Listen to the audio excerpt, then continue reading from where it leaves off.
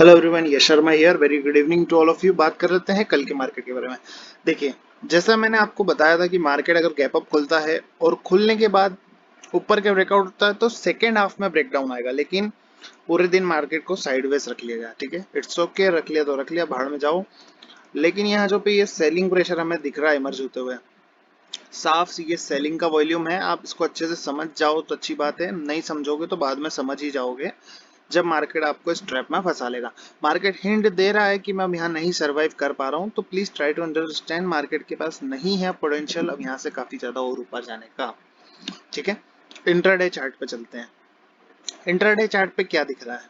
Intraday chart पे दिख रहा है कि हम खुले एक मैसिव रेजिस्टेंस एरिया के आसपास आए, हमने पूरे दिन यहाँ पे टाइम बिताया, हमने यहाँ पे रिजेक्शन फेस किया, एक बार यहाँ पे, एक बार यहाँ पे और एक बार यहाँ पे, और उसके बाद हम नीचे को शुरू हो गए थे। बट कैसे ना कैसे मार्केट को मैनेज कर लिया गया। अब कल भी कोई बड़ा धमाका शायद ही हो, क्योंकि कल एक बहुत ही सड़े से और बहुत ही घटिया से इंडेक्स की एक एक्सपायरी है, जिसे हम फिन निफ्टी एक्सपायरी कहते हैं।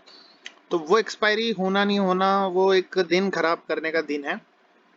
तो कल एक बड़ा मोमेंटम हम एक्सपेक्ट नहीं कर सकते हैं डाउन या अपसाइड में, लेकिन हाँ, परसों के दिन से हम कुछ मोमेंटम डाउन साइड का एक्सपेक्ट कर सकते हैं। ऐसा नहीं है कि कल मूव नहीं आ सकता, लेकिन कुछ ज्यादा बड़ा एक्सपेक्ट ना कर रहे हैं, बिकॉज आपकी एक्सपेक्टेशन पे ये हमेशा पानी फेर देंगे।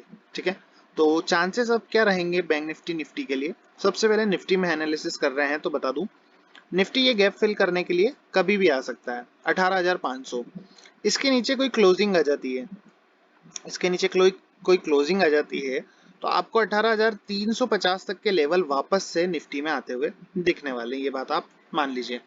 ठीक है, निफ्टी यहाँ आ जाए, इसके नीचे क्लोज कर दे वन डे, आपको फिर ये वापस 18,350 तक के लेवल दिखेंगे। लेकिन अगर निफ्टी इंट्राडे में ही इस लेवल तक आ जाता है 18,450 के आसपास फर्स्ट हाफ में ही, तो फिर आपको ये बाउंस बैक लेता हुआ दिखेगा और ये उड़ता हुआ तीर बनते हुए ऊपर को वापस जाने की कोशिश करेगा इन लेवल्स तक के लिए। ठीक है, तो आपको यहाँ डीप पे ही बाय करने की सोचना है, अदरवाइज बाय नहीं करना। अगर आप शॉर्ट जाते हैं तो आपको आज के हाई को एसएल मानना चाहिए, एसएल कंसीडर करना चाहिए, आप शॉर्ट जा सकते हैं। 18,500 और 18,450 आपके टारगेट रहेंगे। फ्रेश बाइंग अगर आपको जो भी करनी है तो वो इन लेवल्स के ऊपर होंगी। 18,670 के ऊपर जब निफ्टी निकल जाए, क्लोज हो जाए 15-20 मिनट की कैंडल, 15 मिनट की कैंडल, उसके बाद आप इसी का एसएल लगाएं 18,650 का, और आप बाय कर लें, और आपके अगले टारगेट रहेंगे 18,750 तक के। ठीक है, ये आपके निफ्टी का बिल्कुल सा सिंपल सा एनालिसिस है। और निफ्टी मुझे नहीं लगता है कि अभी कुछ ज़्यादा पोटेंशियल है। इस बात को जितना जल्दी आप मान लेंगे आपके लिए भी बेहतर होगा। ठीक है, ज़्यादा तेज़ी नहीं करनी है। इन्होंने अगर आपको धीमा करना चाहा तो आपकी मतलब पैसे की 12 बज सकती है।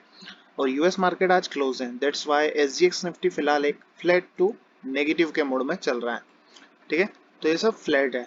यूएस मार्केट क्लोज मतलब क्लोज है, और बिटकॉइन हमारा 450 पॉइंट के आसपास कोलैप्स कर चुका है। और डॉलर इंडेक्स में एक यहाँ से तेजी देखने को जो मिल सकती है, जिसका मैं काफी बार आपको कह चुका हूँ, एक बिग डब्ल्यू पैटर्न की यहाँ से फॉर्मेशन है, और ये निकल जाएगा जिस दिन यहाँ से इसने 105 का लेवल क्रॉस करा। आप समझ लेना 105 106 का लेवल जब क्लोजिंग बेसिस पे क्रॉस कर देगा, आप समझ जाना आपका इंडियन मार्केट धड़ल्ले से नीचे आना शुरू कर देगा। ठीक, अब बात करते हैं बैंक निफ्टी के बारे में। देखिए, बैंक निफ्टी का स्ट्रक्चर निफ्टी के कंपैरिजन में आज थोड़ा स्ट्रांग रहा, दैट्स वाई ये ग्रीन कैंडल में क्लोज कर पाया। ठीक है, देखिए, लेकिन बात क्या है कि इसमें भी यहाँ पे कोई ऐसी बहुत बड़ी वॉल्यूम से नहीं ये बाइंग और सेलिंग हो रही है। ये बहुत ही नॉर्मल वॉल्यूम है एक दिन का, और जिस तरह से यहाँ पे बस खुल के एक मुंह दिखाई कर दी इन्होंने, ये सस्टेन नहीं करेगा प्राइस। ये इन्हें एक ऑल टाइम हाई बिल्कुल एक लगाना था, इन्होंने लगा दिया। लेकिन अगर आज का डे लो कट जाता है किसी कारण से, ठीक है, आज का डे लो जो है 44,193, जैसे ही ये कटेगा आपको डाउन साइड में पहला टारगेट जो मिलने वाला है वो लगभग इस गैप का रहेगा। ये जो गैप पेंडिंग है, इसका ये टारगेट रहेगा 44,000 तक, या 44,050 तक आपको एक बार बैंक निफ्टी आता हुआ दिखेगा। ठीक है, और इसके नीचे अगर सस्टेन करती है प्राइस, तो फिर ये रेंज के लोअर एरिया तक जहां हमने बनाया है, ये वापस इस रेंज के अंदर आ जाएगा, और रेंज के अंदर जब आता है तो रेंज के लोअर एंड तक मार्केट वापस आती है। ठीक है, यहाँ कुछ दिन और टाइम पास हो सकता है, लेकिन फिन निफ्टी या इस हफ्ते की एक्सपायरी के बाद आप एक मूव एक्सपेक्ट कर सकते हैं। क्योंकि देखें, जितनी बड़ी रेंज उतना बड़ा ब्रेकआउट आता है। तो ये जितनी बड़ी रेंज थी उतना बड़ा इसने ब्रेकआउट तो नहीं दिया, ठीक है। और ब्रेकआउट करने के बाद सस्टेन भी हुआ, लेकिन इतना बड़ा जो मोमेंटम आना चाहिए था वो फ्लो में नहीं आ पाया।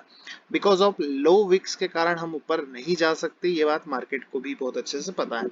तो चांसेस आर वेरी क्वाइट कि आपको एकदम इस जो मूव की हम एक्सपेक्टेशन रख रहे हैं ये डाउन साइड में आता हुआ मिले, चाहे 10 दिन बाद मिले या 2 दिन बाद मिले, ठीक है। तो बैंक निफ्टी में भी अगर आपको बाय का व्यू रखना है तो आपको फ्रेश तेजी जो करना चाहिए 44,500 के ऊपर की ही सोचना चाहिए, जिसमें आपके 44,800 तक के टारगेट रहेंगे। अदरवाइज आप यहाँ से शॉर्ट जा रहे हैं तो 44,500 आपका एसएल रहेगा, आपके डाउन साइड के टारगेट जो रहेंगे 43,500 के रहेंगे पोजिशनल, ठीक है, 2 से 3 दिन के अंदर, ठीक है।